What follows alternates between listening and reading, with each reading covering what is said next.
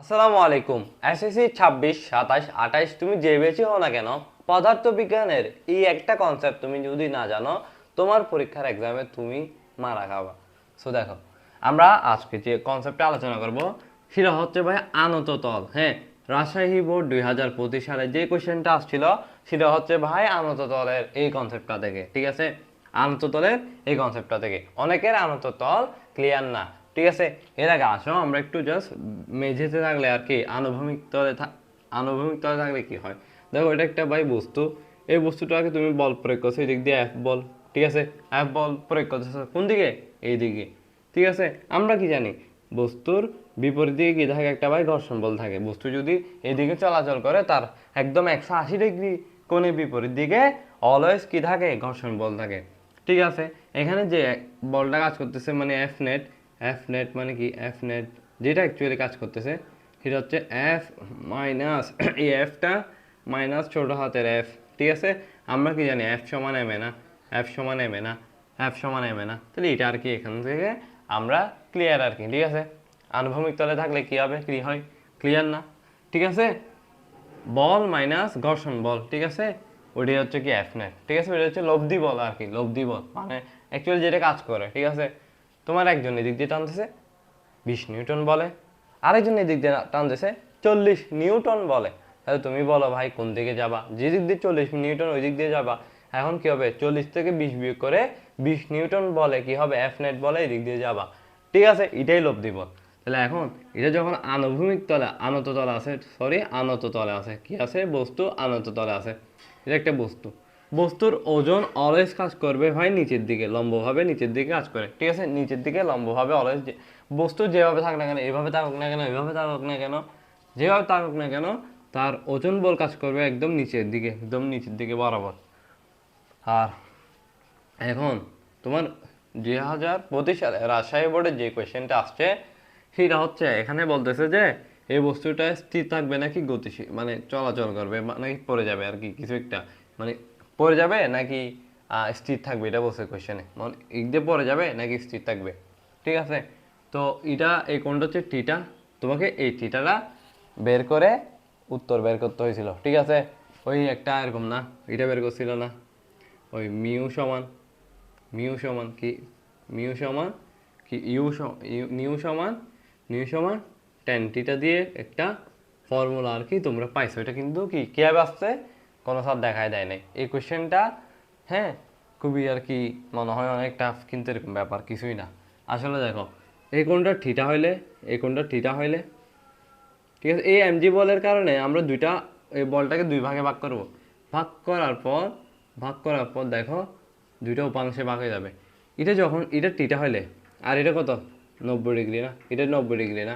ঠিক আছে, এই পুরা কোণ কত হইতে হবে বলো তো? পুরা কোণ কত হইতে হবে?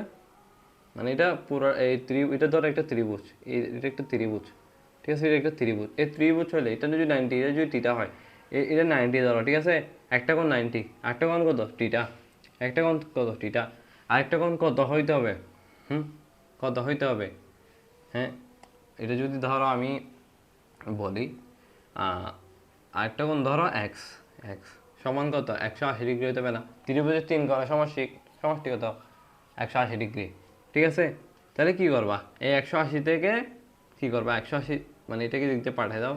1 সমান আমার লাগবে 180 মাইনাস 90 মাইনাস টিটা, মাইনাস 90 মাইনাস টিটা। 180 থেকে 90 বিয়োগ করলে কত? 90।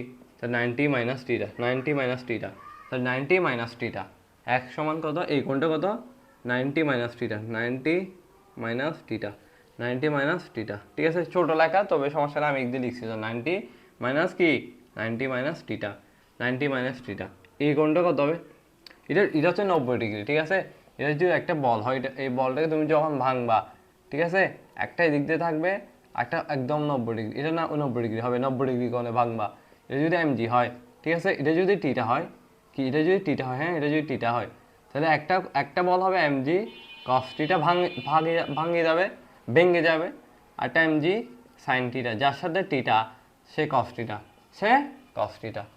তাহলে এই কোণটা কত এবার বলো তো? এটা যদি 90 মাইনাস টিটা হয়, এটা কত হইলে এটা 90 হবে? মানে এই বলটা আর কি দিক দিয়ে একটা বল, এদিক দিয়ে একটা বল, এই এমজি বলকে আমি ভাঙছি আর কি, ভাঙার ফলে এদিক দিয়ে থাকে এমজি কি এমজি কস, এমজি কস। কারণ এই দিক দিয়ে যদি আমরা কোণ ধরি, ঠিক আছে, কস টিটা নাকি এটা বলতেছি, দাঁড়া এটা কি টিটা নাকি এটা বলতেছি, দাঁড়া এটা পুরোটা কি 90 ডিগ্রি না, পুরোটা 90 ডিগ্রি না, একটা কোণ যদি 90 মাইনাস টিটা হয়, আমি যদি এভাবে আঁকি একটা কোণ 90 মাইনাস টিটা, ঠিক আছে, একটা কোণ 90 মাইনাস টিটা, তাহলে এটা কি হইলে এটা 90 ডিগ্রি হবে, তাহলে প্লাস টিটা হবে, এটা যদি প্লাস টিটা হয়, এটা যদি মাইনাস টিটা হয়, প্লাস মাইনাস টিটা কাটাকাটি আর 90 থাকে, তাহলে কি এটা টিটা হইতে হবে, এটা টিটা হইতে হবে, তাহলে এটা কি হবে কস টিটা হবে, এটা কি হবে কস টিটা হবে, ঠিক আছে, এটা কি হবে কস টিটা হবে, আর এটা এমজি সাইন টিটা, এমজি সাইন টিটা, এমজি সাইন টিটা। এবার বোঝা গেছে এমজি কস টিটা এমজি সাইন টিটা, এটা এরকম এক্সপেনশন খুবই কম পাবা। স্যাররা কী করবে নিউ সমান ট্যান টিটা মেরে দিবে, ঠিক আছে, ট্যান টিটা মেরে দিবে, ঠিক আছে। তাহলে এখন আসো, এখন আমরা এই সূত্রটা কীভাবে আসছে ওটা একটু দেখি। এই বস্তুটা এখানে আছে, কোয়েশ্চেনে কোনো কিছু বলা হয় না, বস্তুকে দিক দিয়ে একটা বল দেওয়া হচ্ছে, কিছুই বলা হয় নাই, ঠিক আছে, কিছুই বলা হয় নাই। তাহলে বস্তুটা যেভাবে আছে সেভাবে আছে, ওর মধ্যে একটা বল কাজ করছে এমজি কস টিটা, আর একটা কাজ করতেছে এমজি সাইন টিটা। একটা কি জিনিস জানো, বস্তু যখন এভাবে কি বল দিচ্ছে, ঠিক আছে, একটা বল এত দিচ্ছে না, তো এখানে থাকতো না, ও একটা প্রতিক্রিয়া বল দিবে অবশ্যই, ঠিক আছে। আর এটা কি রিয়েক্ট্যান্ট ফোর্স, মানে ও যখন এক দিয়ে বল দিচ্ছে ওকে কি হবে অবিলম্ব বরাবর একটা বল প্রয়োগ করতেছে ওই দিক দিয়ে, ক্রিয়ার প্রতিক্রিয়া থাকে না, অ্যাকশনের রিয়েকশন থাকে না। নিউটনের তৃতীয় সূত্র কি, প্রত্যেক ক্রিয়া সমান এবং বিপরীতমুখী প্রতিক্রিয়া থাকে, এটা কি প্রতিক্রিয়া বল, আরটা কি প্রতিক্রিয়া বল। এই আরটা অলওয়েজ কি হবে, যেভাবে যে তলে থাকবে সেই বলে সে তলের লম্ব বরাবর, সে তলের লম্ব বরাবর। তাহলে আর এদিক দিয়ে এমজি কস টিটা, এদিক দিয়ে এমজি সাইন টিটা, এমডি গণব না, কারণ এমজিকে আমরা ভেঙে এমজি কস টিটা আর এমজি সাইন টিটা, ঠিক আছে, এখানে এমজি কস টিটা আর এখানে এমজি সাইন টিটা, এদুরুকু বোঝা গেছে। এবার দেখো এখানে আর সমান এমজি কস টিটা হবে, ঠিক আছে, আর সমান কি হবে এমজি কস টিটা, আর সমান কি বলছি এমজি কস টিটা, আর সমান কি বলছি এমজি কস টিটা। এখানে এমজি সাইন টিটা আছে, যদি এদিক দিয়ে একটা বল কাজ করতেছে আমরা কি জানি, এদিক বিপরীত দিকে একটা কি থাকবে ঘর্ষণ বল থাকবে, বিপরীত দিকে একটা ঘর্ষণ বল থাকবে, এই ঘর্ষণ বল আর এমজি সাইন টিটা সমান হবে, ঠিক আছে, এমজি সাইন টিটা কি হবে সমান হবে, এমজি সাইন টিটা সমান হবে, এমজি সাইন টিটা সমান হবে। এবার একটা জিনিস খেয়াল করো, আমরা কি জানি, আমরা জানি হচ্ছে যে ঘর্ষণ বল অবিলম্ব মানে কি প্রতিক্রিয়া বলের সাথে সমানুপাতিক আকারে আছে, এদের সম্পর্কটা কি এভাবে, এদের সম্পর্কটা কি হবে এভাবে। তাহলে এফ সমান ছোট হাতের এফ সমান কি মিউ আর, তাহলে এটা আমরা জানি, এফ সমান কি জানি মিউ আর, জানি না, জানি কি না, তাহলে এটা যদি জানি তো এখান থেকে আমরা মিউ বের করলে এফ বাই আর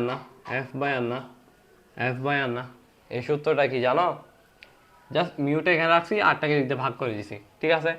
এখান থেকে আমরা কি করব দেখো, এবার আমরা কি বের করব মিউ বের করব, আমাদের মিউ বের করতে হবে, এই মিউটাই বের করতে হবে, ঠিক আছে, মিউটাই বের, এটা ঘর্ষণ গুণাঙ্ক, এটা কি ঘর্ষণ গুণাঙ্ক, এটা কি ঘর্ষণ গুণাঙ্ক কি আছে, ঠিক আছে, এই আর কি বুঝছো তো, ঘর্ষণ গুণাঙ্ক, আমি এত সুন্দর লিখতেছি না, এটা কি এফ বাই আর, ঠিক আছে, এটা কি এফ বাই আর, এফ এর মান কত, এফ এর মান এমজি সাইন টিটা, কি এমজি সাইন টিটা, এবং কি আর এর মান কত এমজি কস টিটা না, আর এর মান কত এমজি কস টিটা, এমজি মোকাবেলা গেলে কি সাইন টিটা বাই কস টিটা কি ট্যান টিটা না, আর কস টিটা বাই সাইন টিটা কি কস টিটা না, সাইন টিটা বাই কস টিটা কি ট্যান টিটা, এটা ত্রিকোণমিতিতে বসি, তাহলে কি মিউ সমান ট্যান টিটা, তো এটাই এখান থেকে আসছে আর কি, এই সূত্রটা এখান থেকে আসছে। তাহলে এখন কি করবা, এখন এখান থেকে তোমার যদি টিটা বের করতে হয় তাহলে কি হবে এভাবে করবে আর কি, ট্যান ইনভার্স, তখন কি হবে এই পাশে হয়ে যাবে ট্যান ইনভার্স মিউ থাকে, ঠিক আছে, মিউ থাকে, ট্যান ইনভার্স কি থাকে মিউ থাকে, তো এটাই কি, এটা এখান থেকে তো আসে, এটা তোমরা পারো কীভাবে টিটা বের করতে হবে, এটা তোমরা ক্যালকুলেটারে পারবা, জাস্ট ট্যান ইনভার্স দিবা, মিউটা মানটা বসাই দিবা, মিউ কত দিবে কোয়েশ্চেনে ওইটার ভিত্তিতে, এটাই আর কি। তো এই কনসেপ্টটা যদি না জানো, যদি এবারও যদি কোয়েশ্চেনটা চলে আসে, এবারে যদি আবারও চলে আসে, কিংবা 27 ব্যাচের যদি আসে, 26 ব্যাচের আসার সম্ভাবনা মোটামুটি আছে, 27 ব্যাচের আরও বেশি আছে, ঠিক আছে, কোয়েশ্চেন দেখবা তোমার 23 সালে যেটা আসছে সেটা 26 সালে আসার সম্ভাবনা বেশি, যেটা 24 সালে আসছে সেটা 2026 সালে আসার সম্ভাবনা কিন্তু অনেক বেশি, ঠিক আছে, অনেক বেশি। আর যার চট্টগ্রাম বোর্ডে আসা, ঠিক আছে, অবশ্যই তারা যোগাযোগ করবা 0182980756 হোয়াটসঅ্যাপ। তো যাই হোক, তো আমরা এই কনসেপ্টটা জানছি কীভাবে টিটা বের করবো, এটা কিন্তু আমরা জেনে ফেলছি কীভাবে টিটা বের করবো। এরপর আরেকটা আনত তলে যে কনসেপ্ট আছে ওইটা থেকে সব সময় কোয়েশ্চেন আছে কিন্তু এটা খুবই কম আসে, কিন্তু এটা যখন আসছে নতুন পঁচিশে, তাহলে এটা আসার সম্ভাবনা বাড়তেছে, ঠিক আছে, বাড়তেছে। এটা আগে আসতো না, এখন আসতেছে, তার মানে আসার পসিবিলিটিস অনেক বেশি। এতটুকু বোঝা গেছে, তাহলে এই আর কি। এটা ছিল ঘর্ষণ গুণাঙ্ক, এটা যে স্পষ্ট করে লিখে দিই, ঘর্ষণ গুণাঙ্ক ও ক আর কি। তো এই আর কি, এটাতে নক দিবা। তো শেষ এতটুকুই, মিউ সমান tan থিটা কীভাবে আসছে আমার আজকে এটাই আলোচনা করার মূল উদ্দেশ্য ছিল। তো নেক্সট ভিডিও অবশ্যই পেতে চাইলে ফলো করবা। তারপর এই আর কি, আসসালামু আলাইকুম।